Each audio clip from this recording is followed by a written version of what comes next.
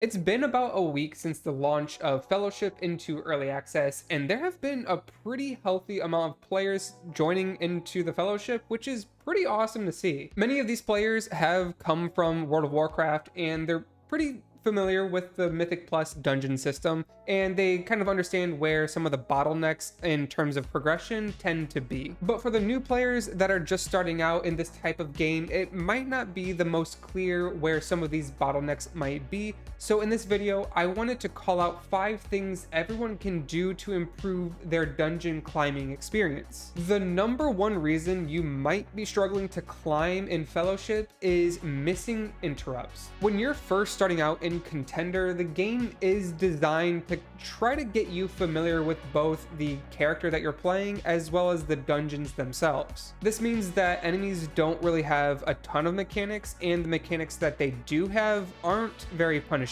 This is designed so that players can simply focus on themselves and what their character's mechanics are so that they can kind of get their feet wet and familiar with the dungeon system. However, as players get into the Adept League, this tends to be a pretty massive and shocking jump in terms of difficulty. This is mainly because of 2 reasons. The first, and probably the most important, is that enemies gain a new ability. Some of these, or a lot of these, are extremely deadly and almost require you to interrupt them. On top of that, enemies just deal more damage, so even their basic cast abilities tend to do more, so you really need to be more aware of these mechanics. So I would suggest, starting out, just get familiar with using your interrupt ability, even if you're just interrupting an ability that an enemy has that's not really that threatening.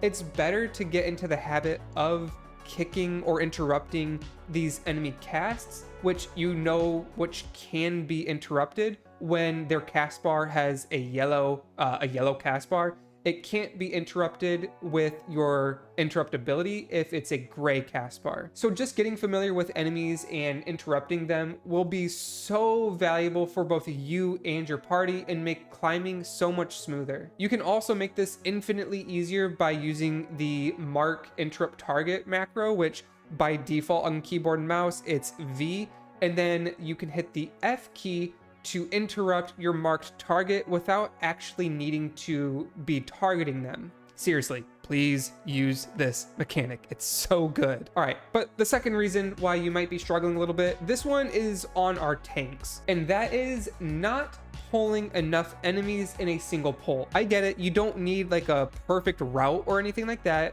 Just you can simply go along the fairly linear path in each dungeon and simply pull enemies along the way and you'll be fine. What you can't be doing as a tank is simply pulling one pack or group of enemies at a time and then just letting your DPS cleave those down. You need to string together 2, maybe 3 groups of enemies and make a larger pull.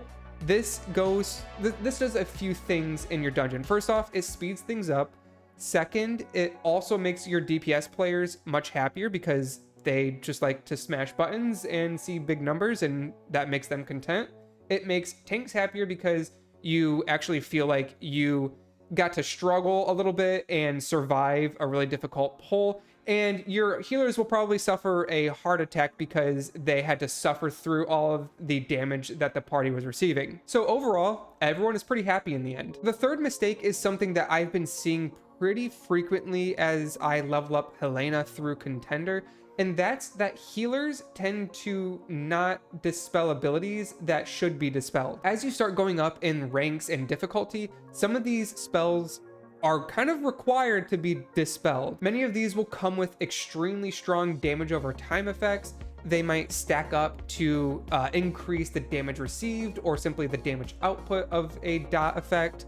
And you really, as a healer, you really need to be on top of these dispels. You can tell which spell effects or debuffs on players can be dispelled if it has a blue border around the debuff. The fourth mistake that you might be making is not fully utilizing your relics. Some relics do have effects that might be pretty hard to play around, such as the Chickenizer relic, because that requires some communication with your tank in case they had a pre-planned route. This is because chickens don't give any kill count, so if you turn something into a chicken that the tank wasn't expecting, it might mess up their overall route plan. So just make sure that you're kind of communicating things like that. Otherwise, some other relics are extremely useful in most scenarios. And one of these examples would be the damage reduction relic, which simply reduces damage of the entire party for, I think it's like 12 or 15 seconds. This is a very strong effect that you can use just pretty freely on any massive pull. Then you also have things like the stealth relic, where if you reach the required kill count, you can communicate with your tank and the rest of your group. Just simply mention like, hey, I got the stealth relic. We can skip the last pack and simply run straight to the boss. This will save your group so much time.